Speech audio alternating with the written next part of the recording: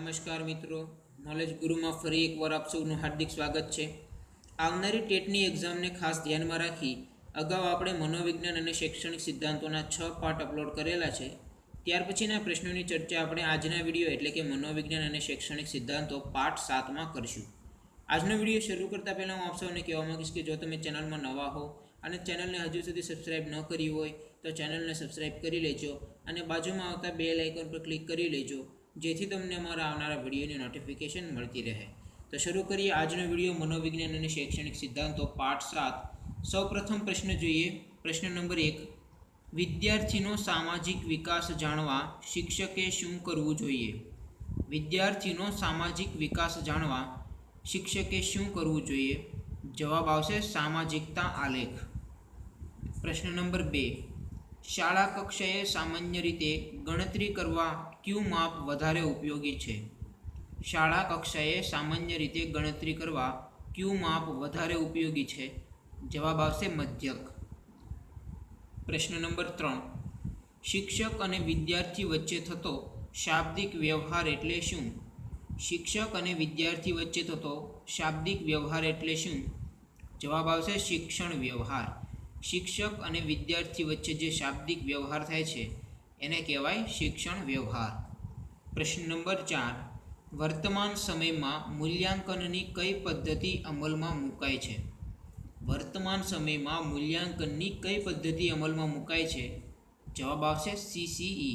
વર્તમાન સમયમાં મૂલ્યાંકનની CCE પદ્ધતિ અમલમાં મુકાય છે।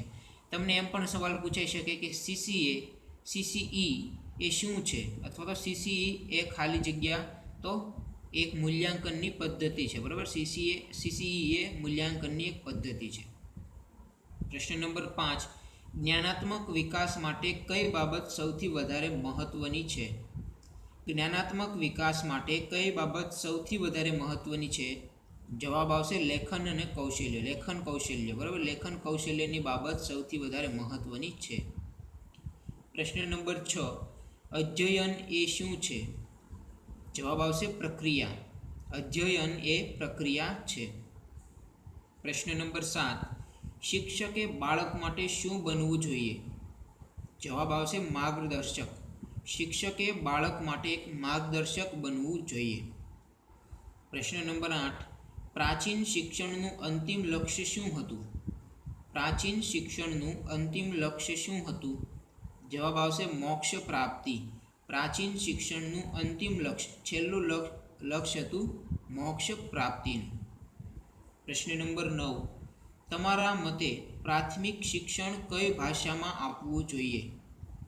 તમારા મતે પ્રાથમિક શિક્ષણ કઈ ભાષામાં આપવું જોઈએ? જવાબ આવશે માતૃભાષામાં, બરાબર। પ્રાથમિક શિક્ષણ માતૃભાષામાં આપવું જોઈએ। પ્રશ્ન નંબર 10, બાળક અને શિક્ષકની આત્મીયતા માટે શું જરૂરી છે? જવાબ આવશે સહભાગીદારી। બાળક અને શિક્ષકની આત્મીયતા માટે જરૂરી છે સહભાગીદારીની। પ્રશ્ન નંબર 11, પ્રાચીન ભારતીય શિક્ષણમાં કયા વાદનું પ્રભુત્વ હતું? પ્રાચીન ભારતીય શિક્ષણમાં કયા વાદનું પ્રભુત્વ હતું? જવાબ આવશે આદર્શવાદ, બરાબર। આદર્શવાદનું પ્રાચીન ભારતીય શિક્ષણમાં પ્રભુત્વ હતું। પ્રશ્ન નંબર 12, પ્રાથમિક કક્ષાએ શિક્ષણ માટેની શ્રેષ્ઠ પદ્ધતિ કઈ ગણી શકાય? જવાબ આવશે ક્રિયા દ્વારા શિક્ષણ, બરાબર। પ્રાથમિક કક્ષાએ શિક્ષણની શ્રેષ્ઠ પદ્ધતિ જો કોઈ ગણી શકાય તો એ પદ્ધતિ છે ક્રિયા દ્વારા શિક્ષણ। પ્રશ્ન નંબર 13, તમારા મતે અભ્યાસક્રમ સંરચનામાં કોનો મત સૌથી વધુ જરૂરી છે? તમારા મતે અભ્યાસક્રમ સંરચનામાં કોનો મત સૌથી વધુ જરૂરી છે? જવાબ આવશે વિષય શિક્ષકનો, બરાબર। અભ્યાસક્રમ સંરચનામાં સૌથી વધુ મત કોઈનો જો જરૂરી હોય તો એ છે વિષય શિક્ષકનો। પ્રશ્ન નંબર 14, ગુજરાત પ્રાથમિક શિક્ષણ અધિનિયમ 1947માં ગુજરાત સરકારે સૌપ્રથમ ક્યારે સુધારો કર્યો? જવાબ આવશે 1960માં। ગુજરાત પ્રાથમિક શિક્ષણ અધિનિયમ 1947માં ગુજરાત સરકારે સૌપ્રથમ સુધારો કર્યો 1960માં। પ્રશ્ન નંબર 15, જિલ્લા સ્કૂલ બોર્ડ વર્તમાન સમયમાં કયા નામે ઓળખાય છે? જવાબ આવશે જિલ્લા પ્રાથમિક શિક્ષણ સમિતિ. બરાબર. જિલ્લા સ્કૂલ બોર્ડ વર્તમાન સમયમાં જિલ્લા પ્રાથમિક શિક્ષણ સમિતિના નામે ઓળખાય છે. આપણને એવો સવાલ પૂછે જિલ્લા પ્રાથમિક શિક્ષણ સમિતિનું જૂનું નામ જણાવો તો થશે જવાબ થશે જિલ્લા સ્કૂલ બોર્ડ. પ્રશ્ન નંબર 16. મનોવિજ્ઞાનનો સૌપ્રથમ અભ્યાસ કરનાર મનોવૈજ્ઞાનિક કોણ હતા? મનોવિજ્ઞાનનો સૌપ્રથમ અભ્યાસ કરનાર મનોવૈજ્ઞાનિક કોણ હતા? તે વૈજ્ઞાનિકનું નામ છે વિલિયમ જેમ્સ. મનોવિજ્ઞાનનો સૌપ્રથમ અભ્યાસ કરનાર મનોવૈજ્ઞાનિક હતા વિલિયમ જેમ્સ. પ્રશ્ન નંબર 17. પાવલોવ કયા પ્રકારના અભિસંધાન સાથે જોડાયેલા છે? પાવલોવ કયા પ્રકારના અભિસંધાન સાથે જોડાયેલા છે? જવાબ આવશે શાસ્ત્રીય અભિસંધાન. પાવલોવ છે એ શાસ્ત્રીય અભિસંધાન સાથે જોડાયેલા છે. પ્રશ્ન નંબર 18. કોણે વ્યક્તિગત અચેતન ઉપર ભાર મૂક્યો છે? કોણે વ્યક્તિગત અચેતન ઉપર ભાર મૂક્યો છે? જવાબ આવશે ફ્રોઈડ. ફ્રોઈડે વ્યક્તિગત અચેતન ઉપર ભાર મૂક્યો છે. પ્રશ્ન નંબર 19. વિશ્વની સૌપ્રથમ બુદ્ધિ કસોટી કઈ ભાષામાં રચાઈ હતી? જવાબ આવશે ફ્રેન્ચ ભાષામાં. વિશ્વની સૌપ્રથમ બુદ્ધિ કસોટી ફ્રેન્ચ ભાષામાં રચાઈ હતી. પ્રશ્ન નંબર 20. જાણીતા મનોવૈજ્ઞાનિક ગાર્ડનરે બુદ્ધિના કેટલા પ્રકારો આપ્યા? જાણીતા મનોવૈજ્ઞાનિક ગાર્ડનરે બુદ્ધિના કેટલા પ્રકારો આપ્યા? જવાબ આવશે 8 પ્રકારો. બુદ્ધિના 8 પ્રકારો આપ્યા. પ્રશ્ન નંબર 21. છોકરામાં પિતા પ્રત્યે દ્વેષ અને માતા પ્રત્યે આકર્ષણ તેની કઈ ગ્રંથિને કારણે ઉદ્ભવે છે? છોકરામાં પિતા પ્રત્યે દ્વેષ અને માતા પ્રત્યે આકર્ષણ તેની કઈ ગ્રંથિને કારણે ઉદ્ભવે છે? તે ગ્રંથિનું નામ છે ઇડિપસ. ઇડિપસ ગ્રંથિના કારણે પિતા પ્રત્યે દ્વેષ અને માતા પ્રત્યે આકર્ષણની ભાવના ઉદ્ભવે છે. પ્રશ્ન નંબર 22. સમગ્ર દેહતંત્રમાં થતા ફેરફાર એ વિકાસ છે એ વ્યાખ્યા કોણે આપી? સમગ્ર દેહતંત્રમાં થતો ફેરફાર એ વિકાસ છે વ્યાખ્યા કોણે આપી? જવાબ આવશે ક્રો અને ક્રો. સમગ્ર દેહતંત્રમાં થતો ફેરફાર એ વિકાસ છે એ વ્યાખ્યા ક્રો અને ક્રોએ આપી. પ્રશ્ન નંબર 23. જ્હોન વોટસને વર્તમાનવાદ ક્યારે રજૂ કર્યો? જ્હોન વોટસને વર્તમાનવાદ ક્યારે રજૂ કર્યો? જવાબ આવશે 1913માં. 1913માં જ્હોન વોટસને વર્તમાનવાદ રજૂ કર્યો. ત્યાર પછીનો પ્રશ્ન. પ્રશ્ન નંબર 24. એસએમસીમાં કેટલા સભ્યો હોય છે? જવાબ આવશે 12 સભ્યો. એસએમસીમાં 12 સભ્યો હોય છે. પ્રશ્ન નંબર 25. એસએમસીમાં કુલ કેટલા વાલી સભ્યોની નિમણૂક કરવામાં આવે છે? બરાબર. કુલ 12 સભ્યો હોય એમાંથી કુલ કેટલા વાલી સભ્યોની નિમણૂક કરવામાં આવે છે? એટલે કે વિદ્યાર્થીઓના વાલીઓની નિમણૂક સભ્ય તરીકે કેટલા સભ્યોની નિમણૂક કરવામાં આવે? તો 9 સભ્યોની. બરાબર. એસએમસીમાં કુલ 9 વાલી સભ્યોની નિમણૂક કરવામાં આવે છે. પ્રશ્ન નંબર 26. એસએમસીમાં વાલી સભ્યોમાંથી કેટલા ટકા સભ્ય મહિલા હોવી જોઈએ? એસએમસીમાં વાલી સભ્યો કુલ 9 હોય એમાંથી કેટલા સભ્ય મહિલા હોવી જોઈએ? બરાબર. કેટલા ટકા સભ્યો પૂછે તો 50% સભ્યો મહિલા હોવી જોઈએ. અને કેટલા સભ્ય મહિલા હોવી જોઈએ તો સંખ્યામાં પૂછે તો 5 મહિલાઓ. બરાબર. કુલ વાલી સભ્યો હોય 9 એમાંથી 5 મહિલા સભ્યો હોવા જોઈએ. એટલે કે 50% મહિલા સભ્યો હોવા જોઈએ. પ્રશ્ન નંબર 27. એસએમસીના સભ્ય સચિવ તરીકે કોણ ફરજ બજાવે છે? એસએમસીના સભ્ય સચિવ તરીકે કોણ ફરજ બજાવે છે? જવાબ આવશે શાળાના આચાર્ય. પ્રશ્ન નંબર 28. એસએમસીમાં કેટલા સભ્યો વાલીઓમાંથી પસંદ કરવામાં આવે છે? ટકામાં. બરાબર. કેટલા સભ્યો વાલીમાંથી પસંદ કરવામાં આવે છે? તો 9 સભ્યો પસંદ કરવામાં આવે છે. એ તો અગાઉ આપણે જોયું. પણ કેટલા ટકા સભ્યો વાલીમાંથી પસંદ કરવામાં આવે છે?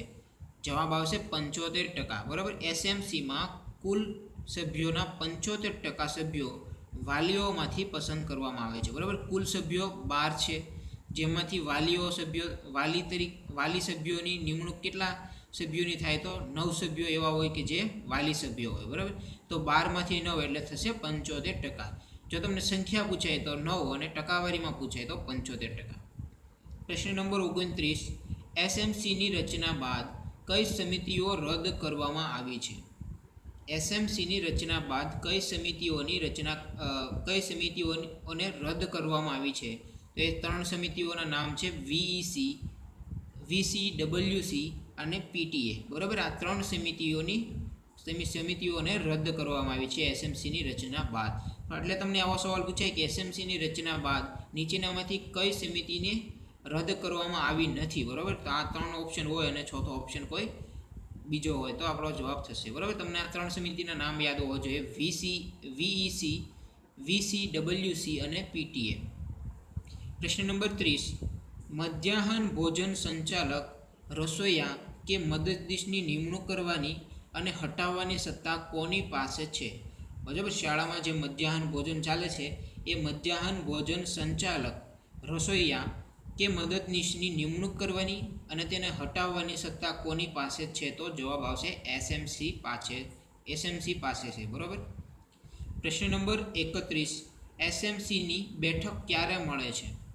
જવાબ આવશે ઓછામાં ઓછી દર 3 મહિને એક વખત. બરાબર, એસએમસીની બેઠક 3 મહિને એક વખત મળે છે. પ્રશ્ન નંબર 32, એસએમસીમાં ધોરણવાર વાલી સભ્યોની ફાળવણી. બરાબર, આપણે હવે જોઈએ ધોરણવાર સભ્યોની ફાળવણી. બરાબર, કુલ વાલી સભ્યો કેટલા હોય? 9 સભ્યો હોય તો એની ફાળવણી જોઈએ કે કયા કયા ધોરણમાંથી કેટલા વાલી સભ્યો હોય. તો ધોરણ 1 થી ધોરણ 4માં વાલી સભ્યોની સંખ્યા હોય 2. ધોરણ 5 અને 6ના વાલી સભ્યો હોય 3 અને ધોરણ 7 અને 8ના વાલી સભ્યો હોય 9. એમ કુલ 2, 3, 5 ને 4 9 કુલ વાલી સભ્યોની સંખ્યા હોય છે 9. એમાંથી ધોરણ 1 થી 4ના 2, ધોરણ 5 અને 6ના 3, ધોરણ 7 અને 8ના 4, એમ કુલ 9 વાલી સભ્યો હોય છે. તમને એવો સવાલ પૂછાય ધોરણ 1 થી 4ના વાલી સભ્યોની સંખ્યા જણાવો તો થશે એસએમસીમાં વાલી સભ્યોની સંખ્યા જણાવો તો 2. બરાબર, એવી રીતે તમને સવાલ પૂછે તો તમારે યાદ રાખવાના છે. પ્રશ્ન નંબર 33, એસએમસીની પુનઃરચના કેટલા વર્ષે કરવામાં આવે છે? એસએમસીની પુનઃરચના કેટલા વર્ષે કરવામાં આવે છે? જવાબ આવશે દર 2 વર્ષે કરવામાં આવે છે. એસએમસીની પુનઃરચના દર 2 વર્ષે કરવામાં આવે છે.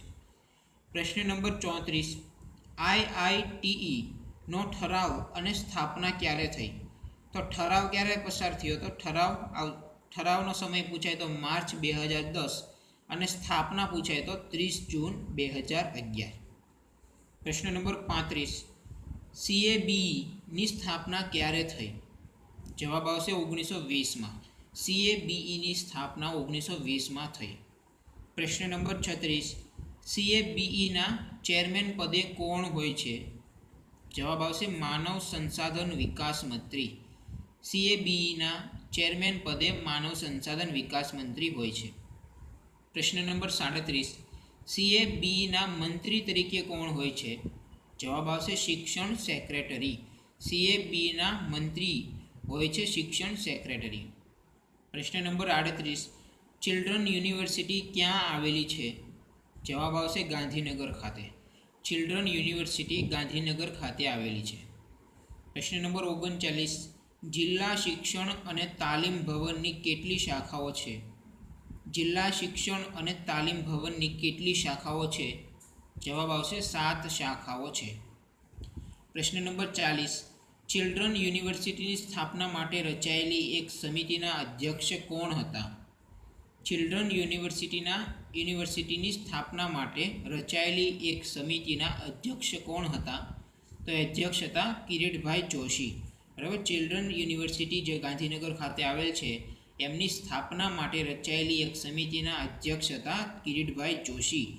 કૌંસમાં આપણે લખેલ છે નરેન્દ્રભાઈ મોદીના સલાહકાર હતા. બરાબર, જ્યારે મુખ્યમંત્રી હતા 2008ના સમયમાં નરેન્દ્રભાઈ મોદીના સલાહકાર હતા કિરીટભાઈ જોશી. બરાબર, એ સમિતિના અધ્યક્ષ પણ હતા. તો આજના વિડીયોમાં આપણે અહીં સુધી રાખીએ. જો તમને આજનો વિડીયો પસંદ આવે તો લાઇક કરજો, તમારા મિત્રો સાથે શેર કરજો અને ચેનલને હજુ સુધી સબસ્ક્રાઈબ ન કરી હોય તો ચેનલને સબસ્ક્રાઈબ કરી બાજુમાં આવતા બેલ આઇકન પર ક્લિક કરજો, જેથી તમને અમારા આવનારા વિડીયોની નોટિફિકેશન મળતી રહે. Thank you for watching my video. Thank you.